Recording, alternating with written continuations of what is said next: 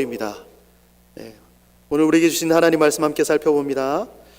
에베소서 4장 31절부터 5장 2절까지의 말씀입니다.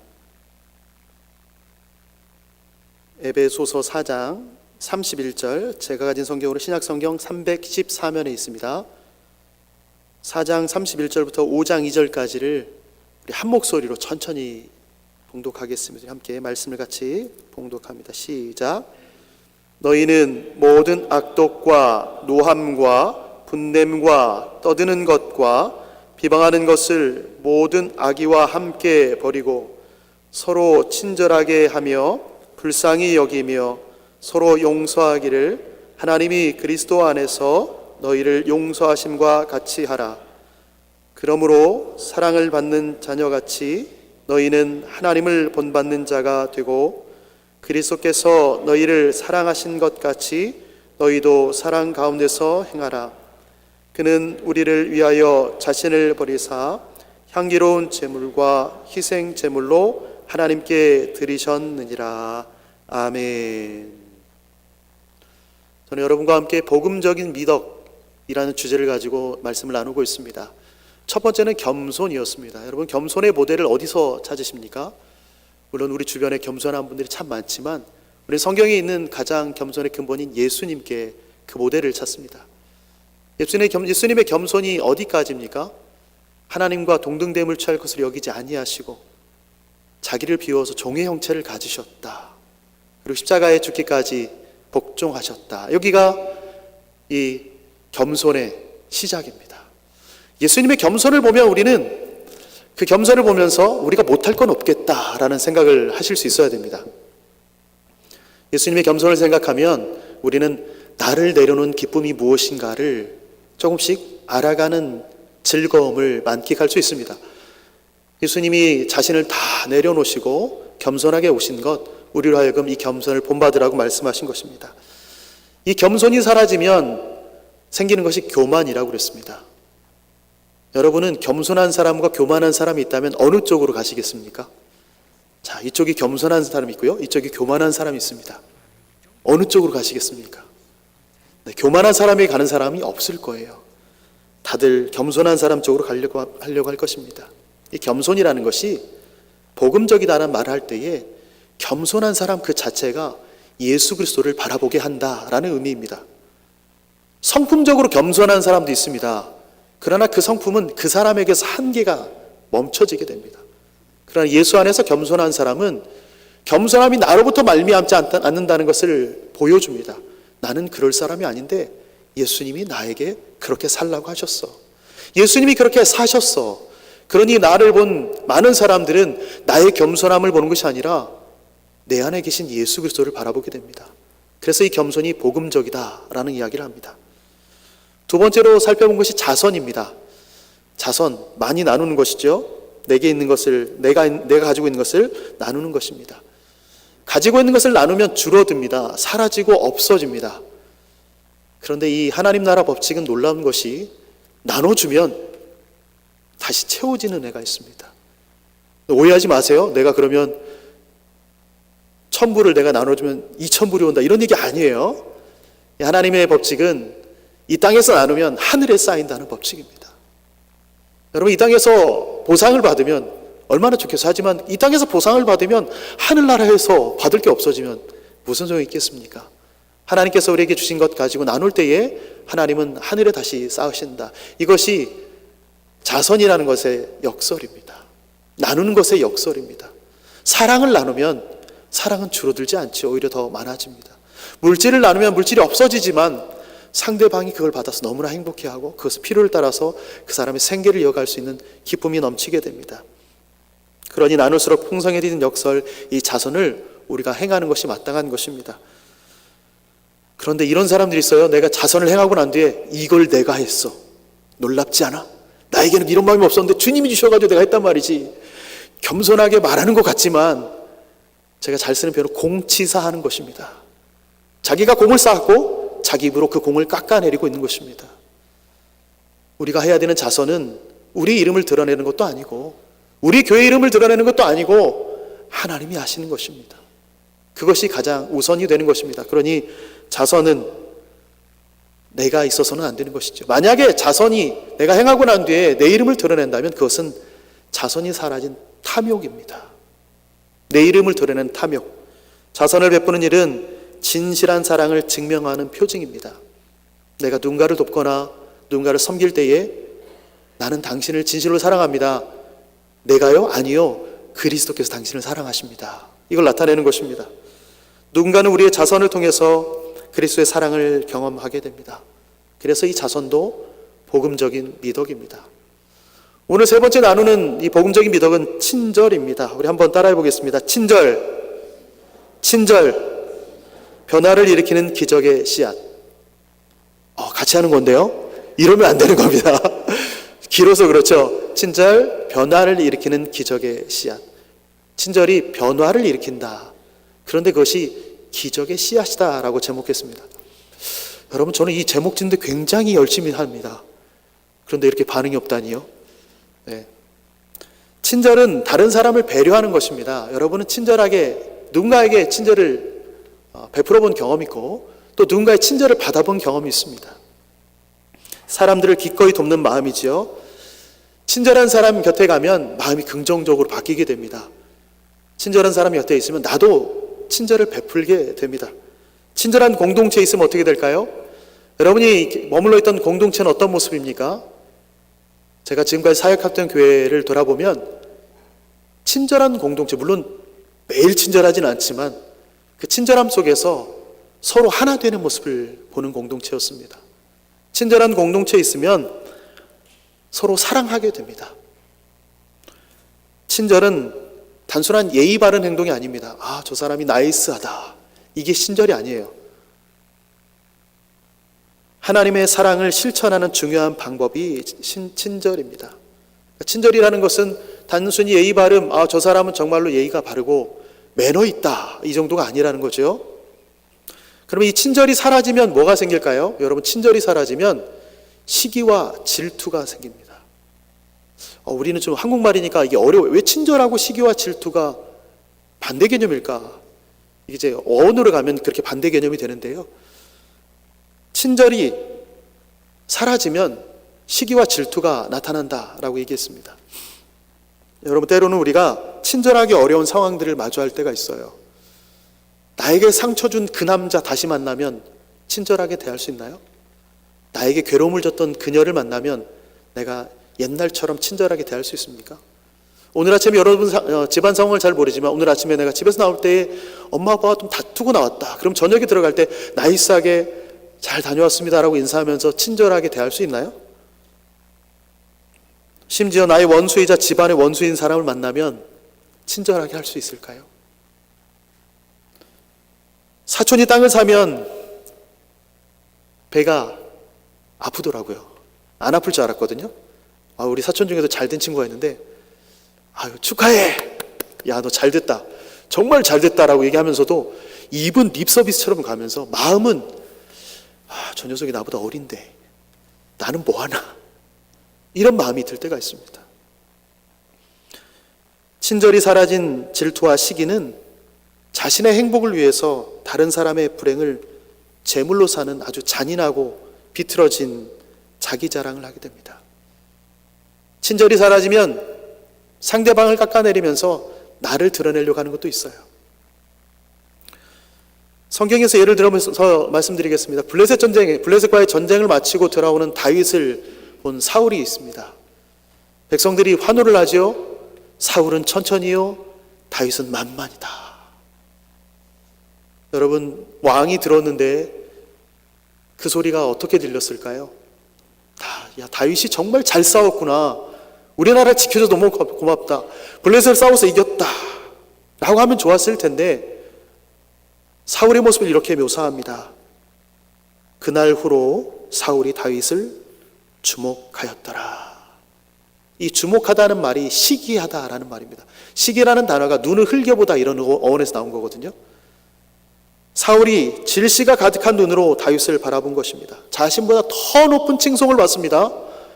나보다 더 높아졌다는 거예요. 의기양양하면서 입성하는 그 다윗을 보면 이 사울의 마음이 어떠냐면 지금 눈이 뒤집힌 겁니다. 야, 개선 장군이 들어왔다. 내가 너에게 나라의 절반이라도 주리라. 이런 마음이어야 되는데 여러분 눈이 뒤집혔다. 콩깍지가 씌었다는 말이 아닙니다. 아시죠?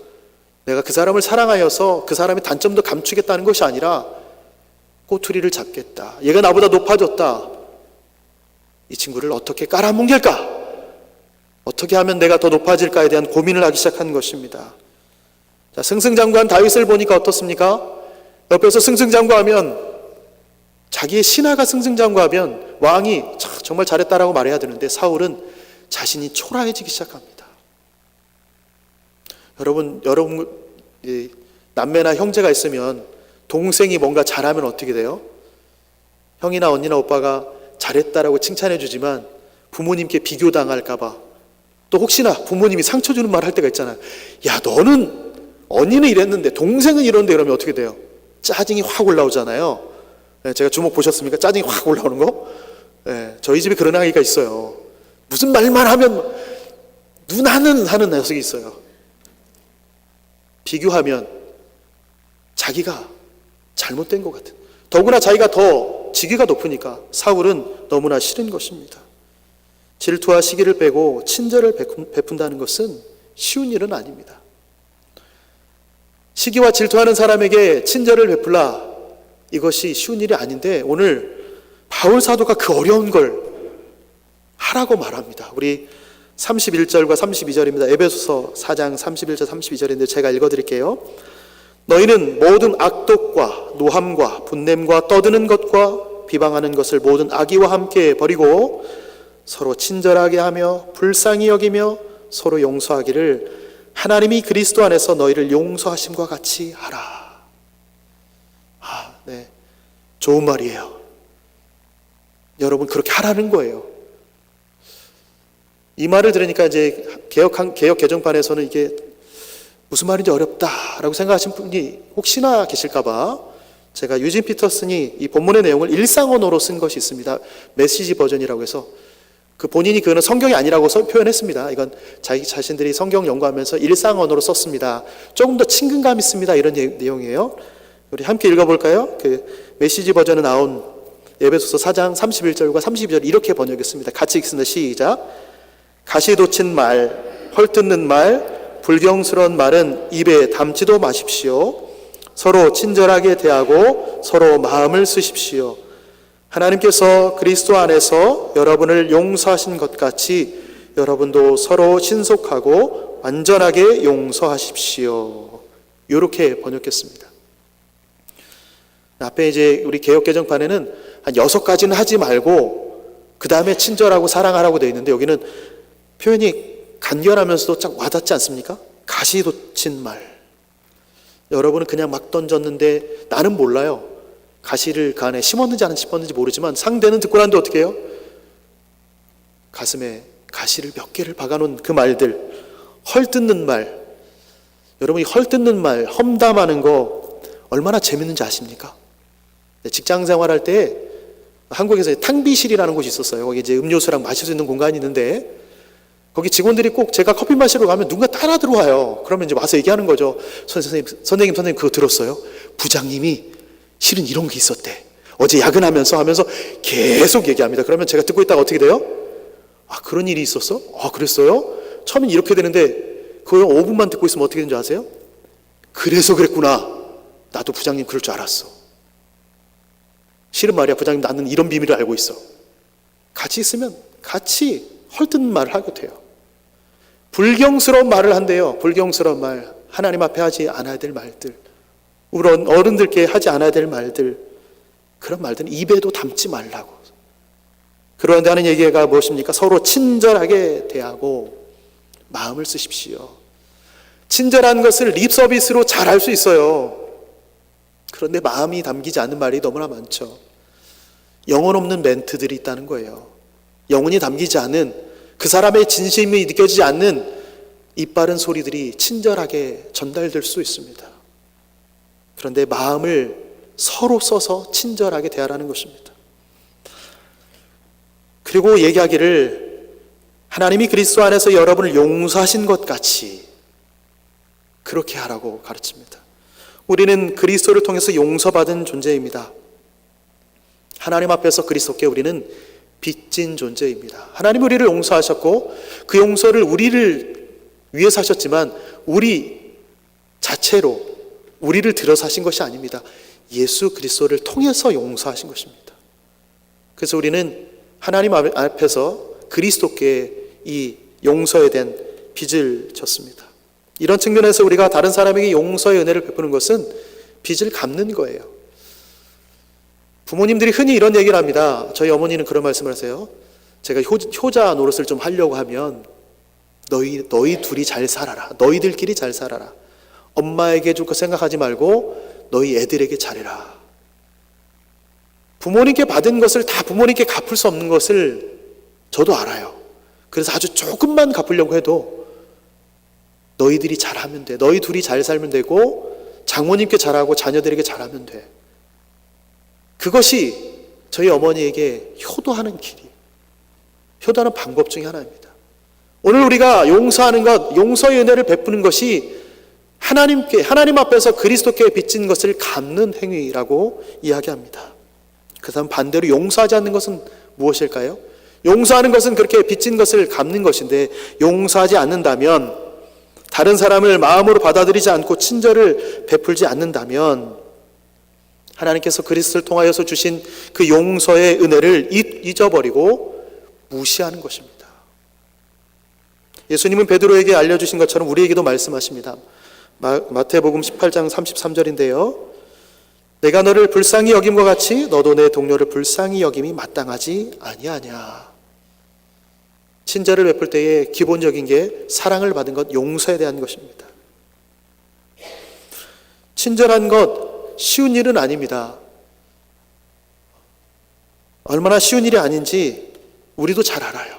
사람에게 친절을 베푼다는 것, 내가 다른 사람에게, 더구나 나와 관계없는 사람에게, 심지어 나에게 상처 준 그 사람에게 친절을 베푼다는 것이 쉽지 않다는 걸 다 알고 있습니다. 그럼에도 불구하고 우리는 하나님께로부터, 하나님 앞에서 그리스도께 받은 용서의 은혜가 있기에 이 친절을 베풀어야 됩니다. 1983년에 무슨 일이 있었냐면요, 도쿄에 디즈니랜드가 개장했습니다. 네. 사람들은 얘기했어요. 전문가들은 도쿄에 디즈니랜드가 개장한다고?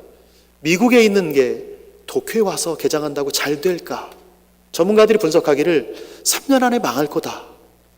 이 수많은 돈을 들여가지고 본사에서 직영으로 하는 것도 아니고 위탁해서 하는 거고 자기들이 만들겠다고 했던 거예요. 그러니까 사람들이 이거는 미국에서 운영하지 않는 거니까 사람들이 오지 않을 거야. 분명히 망할 거야. 3년 만에 망할 거야 라고 이렇게 예언을 했습니다. 예상을 했습니다. 그런데 지금까지 건재하죠. 제가 통계를 찾아보다가 2023년도 자료까지밖에 없어서 그 자료를 인용하면 이렇습니다. 도쿄 디즈니랜드에 방문한 사람이 몇 명쯤 될까 검색했더니 1240만 명, 1년에 1240만 명인데요. 하루 계산해 보니까 3만 4천 명이 매일 방문한대요. 3만 4천 명이 얼마인지 잘 모르겠어요. 매일 3만 4천 명이 방문한대요. 그래도 놀라운 것은 이렇게 설문조사를 해봤는데, 이번이 도쿄 디즈니랜드 몇 번째 방문입니까? 라고 물어봤는데 90% 이상이 2번, 3번, 4번이라는 거예요. 재방문율이 그렇게 높다는 거예요. 여러분, 재방문율이 높다는 건 뭐예요? 만족도가 높다는 거죠. 여러분이 매주 왜 교회 와요? 교회 오는 게 만족도가 높은 거예요. 이승철 목사가 잘생겨서 그런 게 아니고 교회 오면 하나님 만나는 게 너무 좋으니까, 그 성도 안의 공동체 교제가 너무 좋으니까 오면 올수록 가고 싶은 거예요. 그러니까 누구에게 얘기하는 거죠. 우리 교회 와봐. 야, 우리 교회 너무 좋아. 이런 이야기를 재방문율이 높아지는 거죠. 도쿄 디즈니랜드의 90% 이상의 방문율. 이 이유가 뭘까? 잘 되는 집에 이유가 있잖아요. 사람들이 모이는데 이유가 있잖아요. 여러분, 교회 예배당에, 여러분은 잘 모르시겠지만 저는 와서 정말 놀랐던 게, 작년에 와서 놀랐던 게, 청년들이 이 시간에 왜 이렇게 많은 거야? 수요기도회인데. 그 생각을 했어요.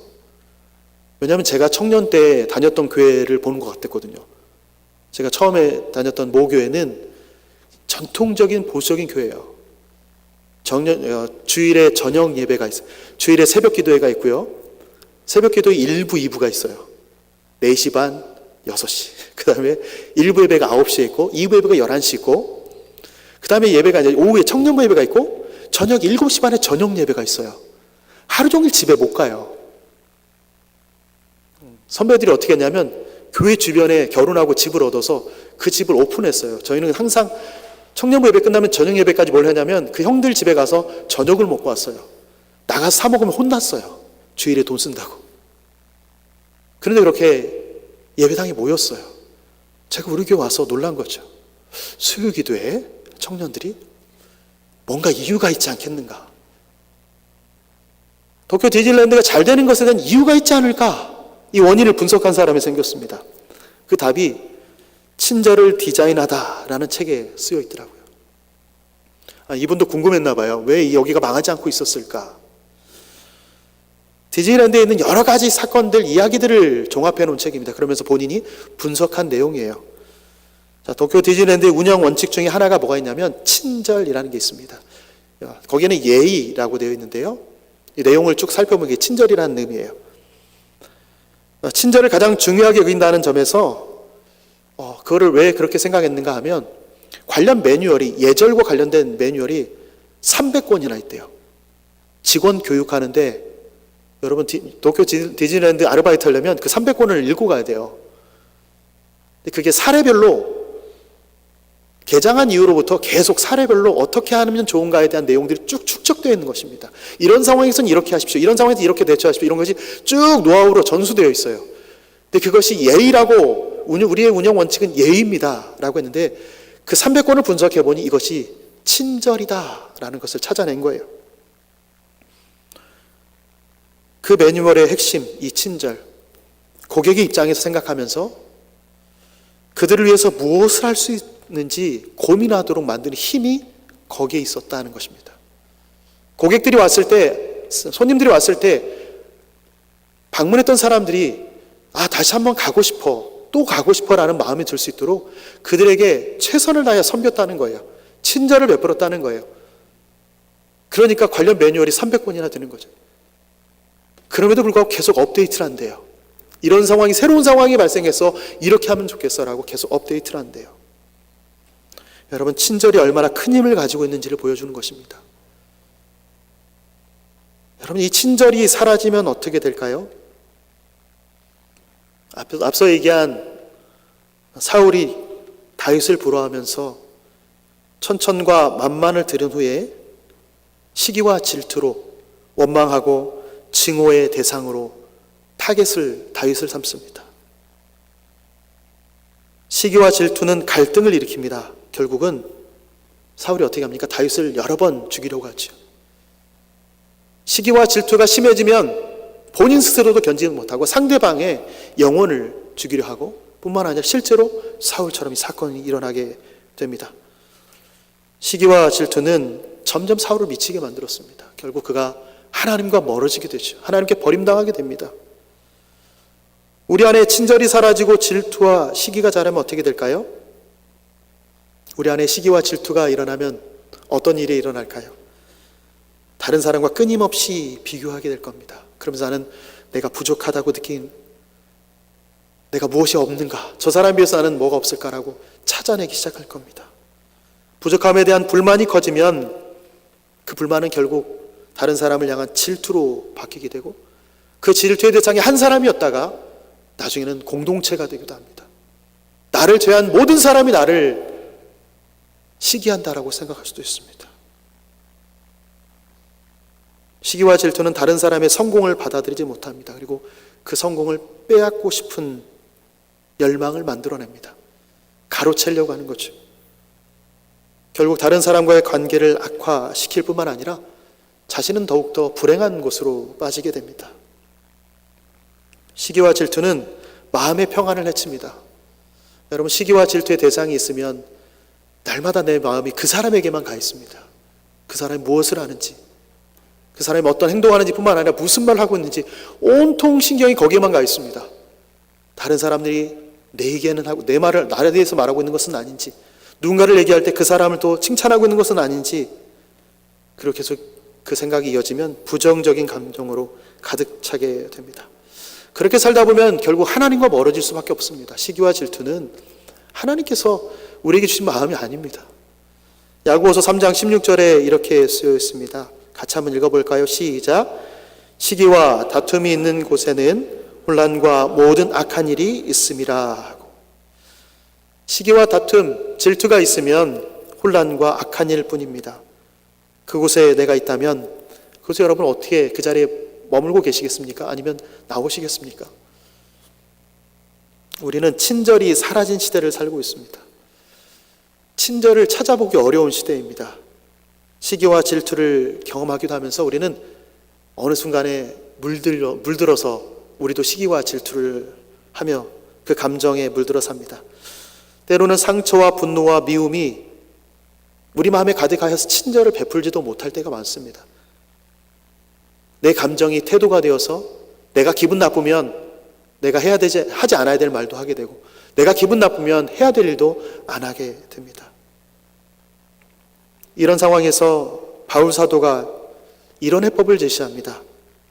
하나님을 본받는 자가 되라, 사랑 가운데서 행하라. 에베소서 5장 1절 2절 말씀인데 우리 함께 읽어보겠습니다. 5장 1절 2절 같이 읽습니다. 시작.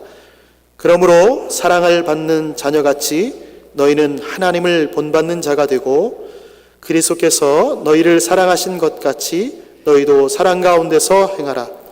그는 우리를 위하여 자신을 버리사 향기로운 제물과 희생 제물로 하나님께 드리셨느니라. 아멘. 사도는 1절과 2절에서 두 단어를 강조하는데요, 그 단어는 됨 그리고 행함입니다.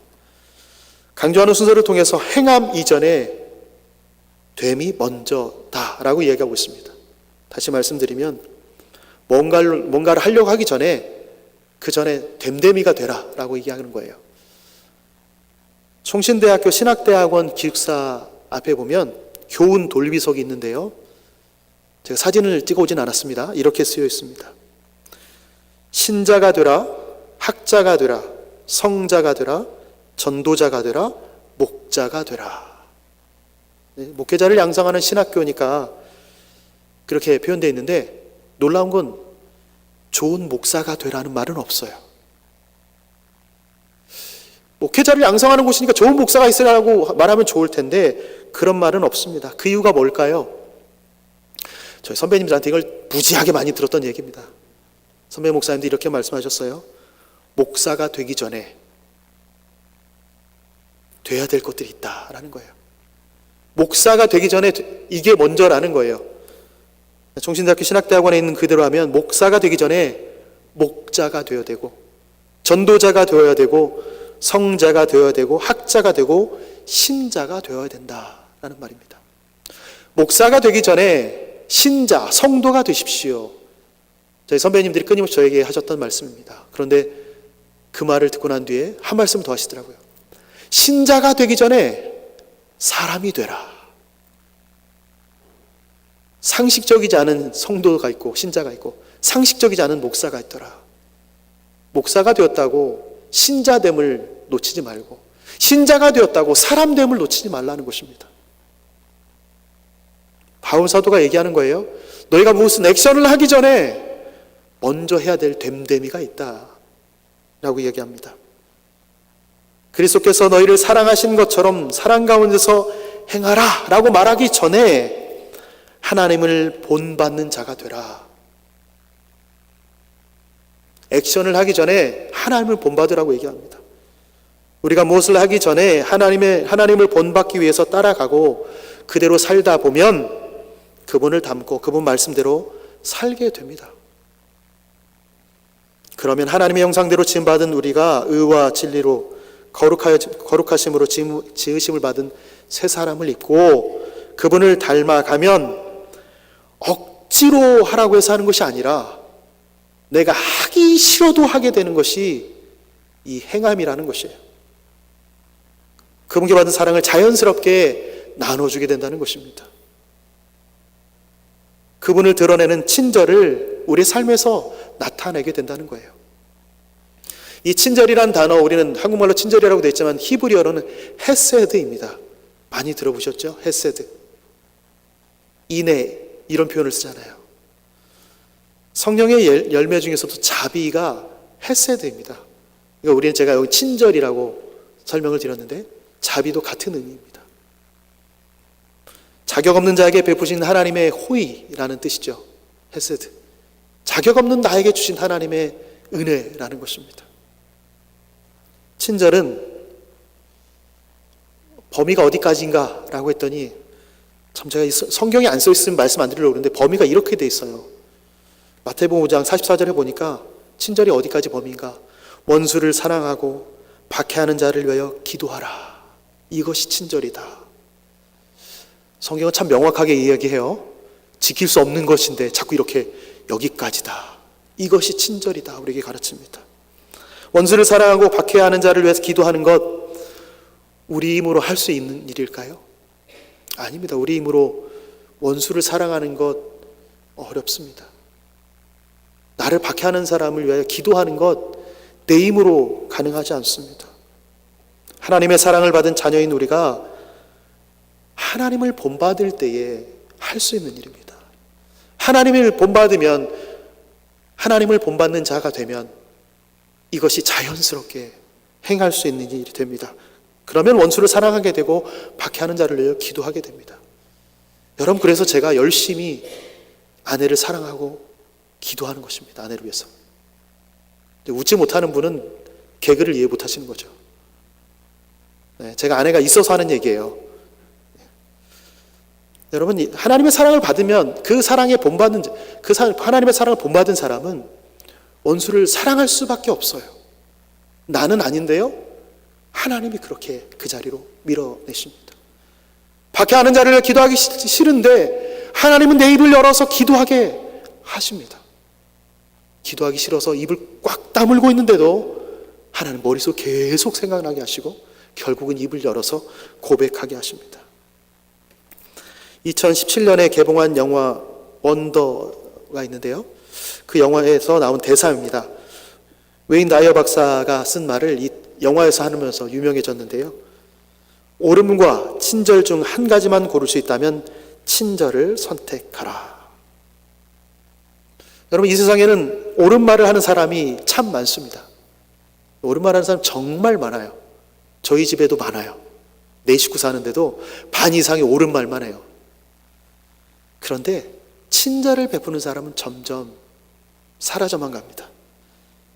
세상은 옳은 말보다 사람들 사이에서 친절함이 필요합니다. 옳은 말은 이미 충분히 전해지고 있습니다. 여러분, 변함이 없으신 이 하나님의 옳은 말씀이 성경을 통하여서 끊임없이 울려 퍼지고 있습니다. 옳은 말은 계속 퍼져가고 있어요. 그런데 이 옳은 말을 친절하게 전하는 사람이 적습니다. 우리는 이 말이 옳다고 주장하지만 듣는 사람은 옳은 거 알겠는데 그래서 어쩌라고 이렇게 되는 것이죠. 이 옳은 말을 친절하게 나눠줄 사람, 그런 사람들이 필요한 시대입니다. 우리가 친절을 베푸는 이유는 이 친절이 변화를 일으키는 작은 기적의 씨앗이 되기 때문입니다. 우리가 친절을 베풀면 이 기적의 씨앗은 이 친절 하나를 통하여서 사람들을 그리스도를 바라보게 합니다. 우리는 친절하게 베푼 것뿐인데 사람들은 나의 친절을 보는 것이 아니라 그리스도를 바라보게 됩니다. 그래서 친절이 복음의 미덕입니다. 복음적인 미덕입니다. 우리는 친절을 나누면서 그리스도의 사랑을 실천합니다. 이를 통해서 하나님의 뜻이 이루어지는 것을 경험하게 됩니다. 친절은 우리의 능력에서 나오는 것이 아닙니다. 성품적으로 친절한 사람이 있을 수 있습니다. 하지만 아까도 말씀드린 것처럼 사람의 친절은 한계가 있어요. 어떤 순간이 오면 그 사람의 본심을 보게 됩니다. 원래 이 사람 이런 성격이었어? 그런데 하나님이 주신 친절은 나의 어떠함이 아니라 그리스도를 바라보게 합니다. 친절은 하나님께서 주신 사랑을 다른 사람에게 흘려보내는 방법입니다. 그래서 이 친절로 인해서 복음이 확장되고 세상에 변화가 일어나는 것입니다. 우리는 이 친절이라는 씨앗을 심는 사람들입니다. 그리고 하나님은 그 열매를 우리 모두에게 보여주십니다. 그 열매를 기대하면서 친절의 씨앗을 오늘도 뿌렸으니 내일도 뿌리시고 남은 한 주간도 뿌리셔서 주일에 예배하러 올라올 때는 하나님, 내가 이 친절을 많이 뿌렸습니다. 열매를 맺게 하실 분이 하나님이십니다. 그 열매를 함께 보고 싶습니다 라고 기대하시면서 기도하시며 살아내시는 우리 모두가 되시기를 예수님의 이름으로 축원합니다. 아멘. 하나님, 우리 안에 변화를 일으키는 기적의 씨앗을 심어주셔서 감사합니다. 이 친절이 나의 능력으로는 나타날 수 없음을 압니다. 주님께서 보이신 그 사랑을 경험한 자가 되므로 친절을 베푸는 사랑을 동력을 얻을 수 있도록 우리를 붙들어 주옵소서. 자신을 버리신 그 사랑이 우리로 기적의 씨앗을 심는 자로 변화시킴을 압니다. 오늘도 심게 하시고 열매 맺게 하시옵소서. 그렇게 한 주간도 심어내며 열매 맺게 하실 하나님을 기대하며 살아가는 우리 모두 되도록 인도하여 주옵소서. 감사드리며 예수님의 이름으로 기도합니다. 아멘. 우리 함께 찬양하겠습니다.